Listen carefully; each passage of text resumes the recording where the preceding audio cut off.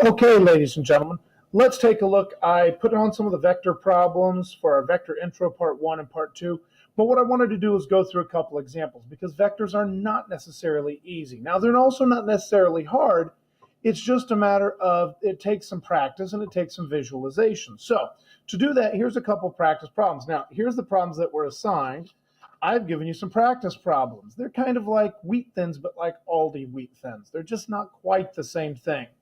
So what I'll do is I will work these problems and you can use exactly that method to do these because again, the goal is independent learning and independent practice.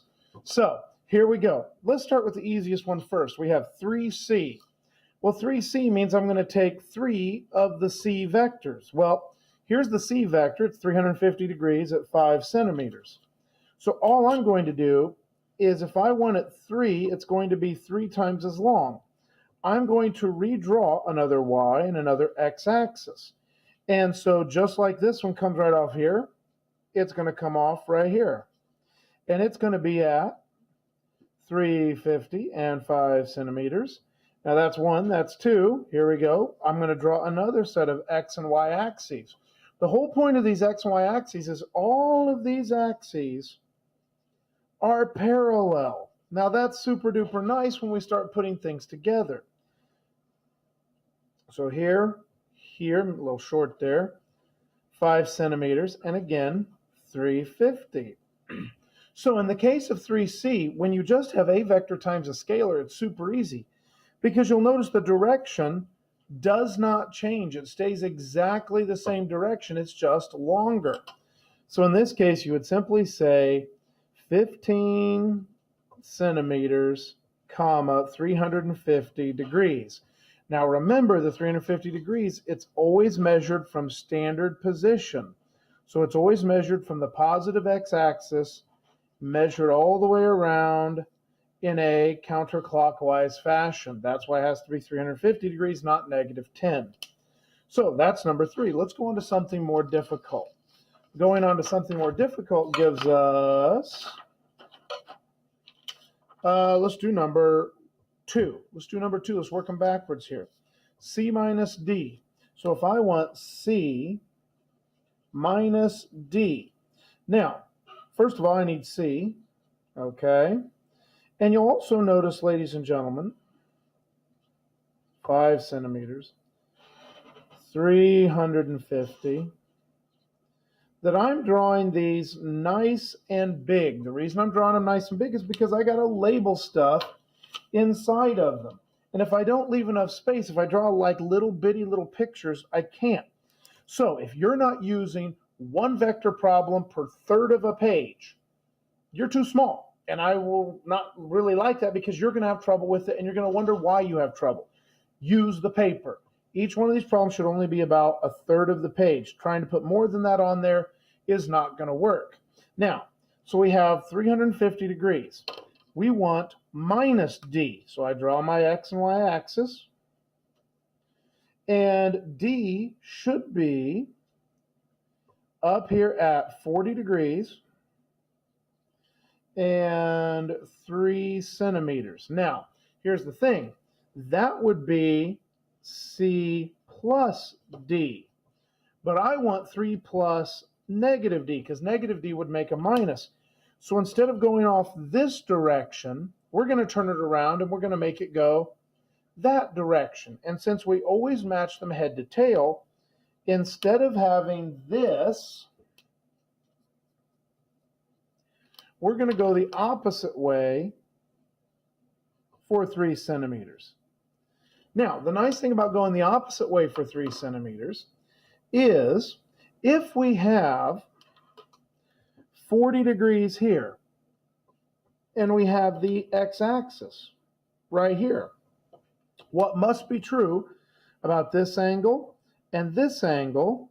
Well, this has to be the same, 40 degrees, because we have vertical angles. There you go. So this is 40 degrees, this is 40 degrees. Now, we also knew this was 350. Well, if that's 350, this is 10. But again, I have the x-axis and the x-axis. They're parallel lines. So if I have two parallel lines cut by a transversal, two parallel lines cut by a transversal, that means this angle down here is going to be 10 degrees. So now what I really have is I really have this situation.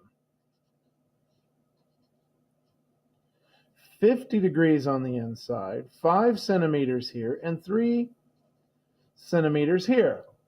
Okay, so now I have a side, an angle, and a side, and I need to find the resultant. Now remember, the resultant goes from the tail of the first to the head of the last. So the resultant would look like this. The resultant, tail of the first, head of the last, looks just like that. So what I need to do is I need to find the length of this guy. If I have a side, an angle in the middle, and a side, that's going to be a law of cosines. So if I work with law of cosines, I'm going to say x squared equals 5 squared plus 3 squared minus 2 times 5 times 3 cosine of angle in the middle, 50. And all I have to do is plug that into my calculator and see what it turns out. So here we go.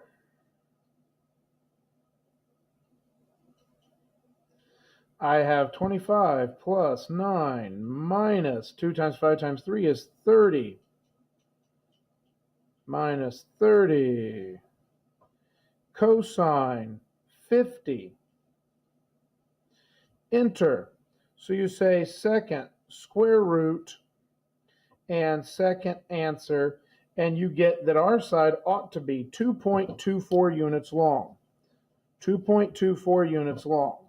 2.24 units long. You say, well, it looks like it's bigger than that.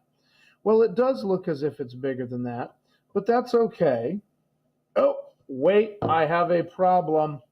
This, my calculator, I did not check. I used degrees here, so I need to use degrees. Second quit. Let's try this again. So 25 plus 9 minus 30 cosine 50. Answer is 14.7. Second square root. Second enter. Second square root. Second answer. Enter. 3.83. That makes more sense. 3.83.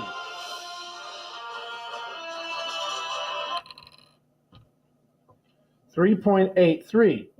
3.83. Okay, come back in the second half and we will find the angle, because remember, a vector has to have two parts. It has to have a magnitude and it has to have a direction. So the magnitude, 3.83.